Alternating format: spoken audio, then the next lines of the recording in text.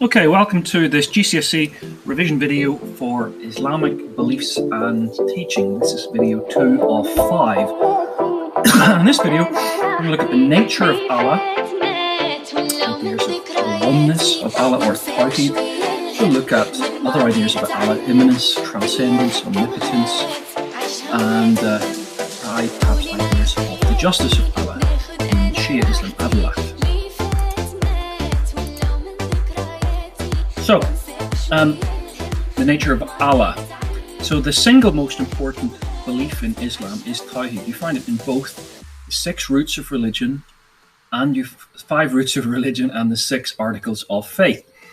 The oneness and unity of God is found across Sunni and Shia belief. It's absolutely key. There is one God, Allah, who is the universal God of all humanity. So it's a monotheistic faith. Muslims believe Allah or God is immanent, in a sense he's close by, although he doesn't become like Jesus incarnate in some way. He is nevertheless close by, perhaps through the Quran, through the writings of the Quran maybe. He is mystically close by us. He is the kind of idea typically. He is transcendent, meaning beyond all things, not limited by nature. Omniscient, all-knowing. Beneficent, meaning always kind and loving. Slightly different to Christians who would talk about God being all-loving. But he is beneficent, he's slightly different. He's always kind, always loving, especially to the faithful, to those who obey him. He is merciful. The idea of fairness, God forgives if we are sorry. The idea of judge, that he is on the last day, he will be our judge. And he is the creator. God is the beginning. He is the cause of all that exists. Now, in Shia Islam, there is this emphasis on adalat, or the justice of God. As we said, it's one of the 5 roots of Usul al-Din, roots of religion. And the Quran teaches that God, or Allah, created the heavens and the earth. Quran. And he has power over all things. Quran 40, Surah 46, Ayah 33. Now, in one of the most important passages in the Quran, Al-Fatan, the chapter called the surah called the opening, which is the first chapter of the Quran. Many Muslims learn to recite this chapter from memory in their daily prayers. And one of the key aspects of this chapter is the idea of, along with the idea of the straight path, guide us in the straight path, is also the idea of the 99 names of Allah. There are many names in the Quran, and typically these are proverbially 99. It's a useful kind of artistic number. It's a proverbial number. And from these 99 names, we can learn that God is not to be confused with any living creature. He's beyond all things. He cannot be pictured as any physical being. God is outside of human understanding. But for Muslims, he lies at the very heart of everything they think and do. So how do Muslims see God? These 99 names, you can see them on the right there. The One, the Allah, the Creator, the Originator, the all-merciful, the greatest, the giver, the forgiver, the good, and many, the guide, and many more names in Arabic. Usually the word al, meaning the, and then something, the doer, the beautiful, and so on. Al this, al that.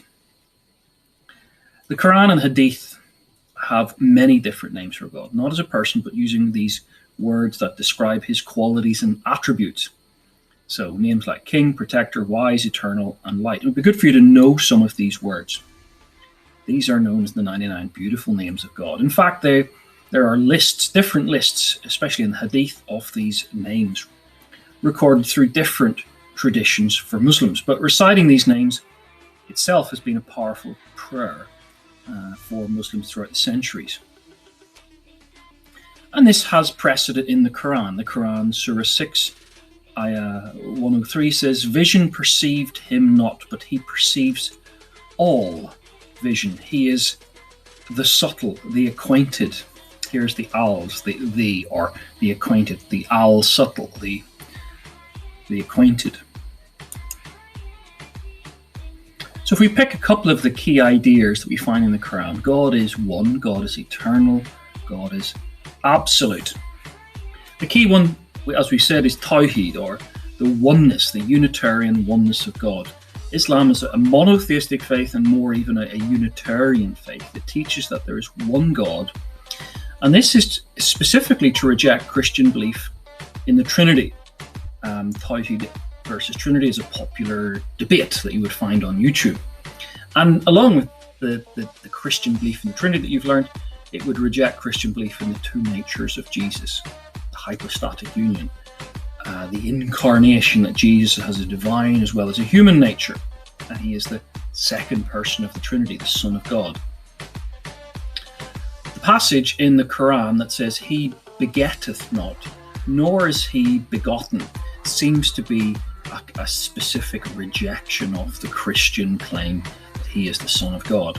Quran, Surah 112, Ayah 3. So it makes clear that God has no children, and he is not the child of anyone. And to believe this Christian belief would be a great problem. A problem called the sin of shirk. The sin of shirk. Islam wants us not to worship, as a polytheist might worship many gods, or to say, and as part of this, to see anything like God. So associating any beings or things with God, this might remind you of the 10 Commandments, the first and second commandments, making any idols like God. When you worship and you make something else other than God, you commit shirk, as the polytheists, as it were, do. There is one God, and there can be no pictures that represent him. So Muslims must worship the true God, not the image of God, created by humans' hands. The prophets bring the word of God, but they are only human. God is divine. And for most Muslims, it is a sin of shirk, to show a picture of the Prophet Muhammad. Think Islamic culture. There is, if you go to mosques, you'll find them decorated with Islamic calligraphy, perhaps off the Quran, geometric patterning in tiles, but you won't find pictures of both of Muhammad and actually of the prophets as well. And in Islamic children's books and cartoons, you won't find pictures typically of the prophets. Stories of the prophets are told in ways which blur the faces, or in some other ways try and respect this idea of shirk, which is absolutely key. So this is video 2 of 5. As we stop the video now, go and do some practice questions on the website. Go and read some model essay answers. Do the topic test for this particular section, and maybe have a go at the relevant Quizlets in Islamic beliefs and teaching for quotes and for vocabulary.